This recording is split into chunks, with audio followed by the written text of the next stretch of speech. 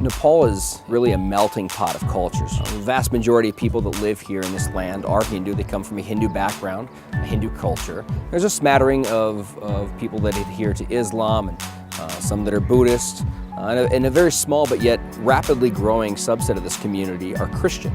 And one of the challenges that we're faced with is this growing Christian community lacks proper theological training. They lack sound biblical resources. And so we're here to equip them and ultimately to help them become mature Christians who then can make disciples who make disciples.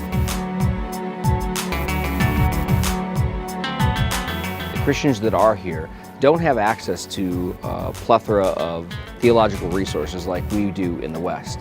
And so we rely heavily on organizations like the Gospel Coalition who translate rich theological materials into their native language.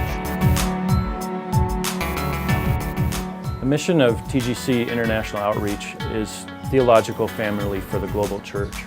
Our burden is for pastors in the global south, in Asia, Africa, and South America, who lack good access to solid books, training, seminary, even the internet.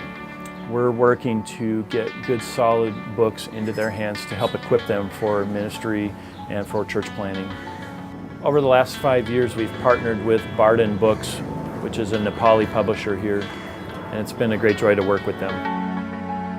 Barden Books is one of only a few publishers in Nepal who desire to get good Christian resources into the hands of the Nepali church in the Nepali language. They work with the printing press that prints 80% of the Christian literature for the entire country of Nepal, and it was so exciting to see the Bible being handmade by Nepali women and men, to see our books coming from the same press that's distributing Nepali resources from Nepali authors, but also sharing gospel-centered resources from authors in America and around the world.